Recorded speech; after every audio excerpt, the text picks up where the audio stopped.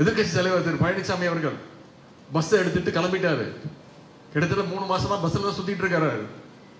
ஒரு 15 நாட்களுக்கு முன்பு நீங்க பார்த்திருப்பீங்க, தொலைக்காட்சியில பார்த்திருப்பீங்க. அவர் ரோட்ல நின்று பேசிட்டு இருக்கும் பொழுது பொதுமக்கள் அந்த அவசர தேவைக்காக ஆம்புலன்ஸ்ல வந்தாங்க. அந்த ஆம்புலன்ஸை நிப்பாட்டி அதை மிரட்டி அந்த ஆம்புலன்ஸ் வண்டியை நோட் பண்ணுங்க, அந்த டிரைவரை கீழே இறக்குங்க, இப்படி பல்வேறு இடைஞ்சல்கள் பண்ணி ஒரு அவசர ஊர்தியை நிப்பாட்டின, அதை விமர்சனம் பண்ண வீடியோக்கள்லாம் வைரல் ஆச்சு. பொதுமக்கள் அதுக்கு மிகப்பெரிய எதிர்ப்பு தெரிவிச்சாங்க. ஒரு எதிர்கட்சி தலைவர் இப்படி பண்ணலாமா பேசினாங்க. எதிர்கட்சி தலைவர் விடுங்க, ஒரு தலைவர் இப்படி பேசலாமா? தலைவரை விடுங்க, ஒரு மனிதாவை கொண்ட ஒரு மனுஷன் இப்படி பேசலாமா? நான் அதற்காகத்தான் நேற்று முன்தினம் சொன்னேன், எதிர்கட்சி தலைவர் அவர்களே, ஆம்புலன்ஸ்ல எல்லாம் நிப்பாட்டுறீங்க, தொடர்ந்து நிப்பாட்டிட்டு இருந்தாங்க. 2-3 இடத்துல ஆம்புலன்ஸ் எல்லாம் அடிச்சு நொடுக்கப்பட்டாங்க. ஆம்புலன்ஸ் இந்த வாகன ஓட்டிகள் எல்லாம் அடிச்சாங்க, அவங்க எல்லாம் புகார் கொடுத்திருக்கிறாங்க.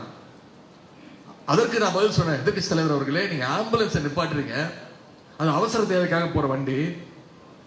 எந்த கட்சி தலைவர்கள் பேசும்போதும், பிரச்சாரத்தில் இருக்கும் போதும், பல்வேறு நிகழ்ச்சியில் இருக்கும் போதும் நடு ரோட்ல கூட்டத்தை நடத்தினீங்கன்னா வரத்தான் செய்யும் அவசரத்துக்காக. நாங்கெல்லாம் தலைவர் முக்கியமா பேச்சை நிப்பாட்டிட்டு அந்த ஆம்புலன்ஸுக்கு வழி விட்டு, நம்முடைய கழக தொடர்கள் அதுக்கு வழி விட்டு அந்த ஆம்புலன்ஸ் போனதுக்கு அப்புறம் தான் தலைவர் பேசவே ஆரம்பிப்பாரு.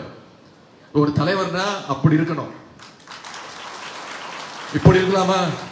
திரு எடப்பாடி பழனிசாமி அவர் மாதிரி நான் தான் சொன்ன தலைவர், எதிர்கட்சி தலைவர் அவர்களே, நீங்க இப்படி பண்றீங்க. உங்களுடைய கட்சி இன்னைக்கு ஆம்புலன்ஸ்ல போற நிலைமையில இருக்கு. விரைவில் ஆம்புலன்ஸ்ல போய் பாஜகவோட அறுவை சிகிச்சைனால நீங்க விரைவில் ஐசியூல, நீங்கன்னா நான் உங்களை சொல்லல, அதிமுக டேக்கர் சொல்ற, ஐசியூல நீங்க அனுமதிக்கப்படுவீங்க. கடைசியில் உங்களை காப்பாற்றுற மருத்துவராகவும் எங்களுடைய தலைவர் தான் வருவார் பாருங்க அப்படின்னு தான் சொன்னேன்.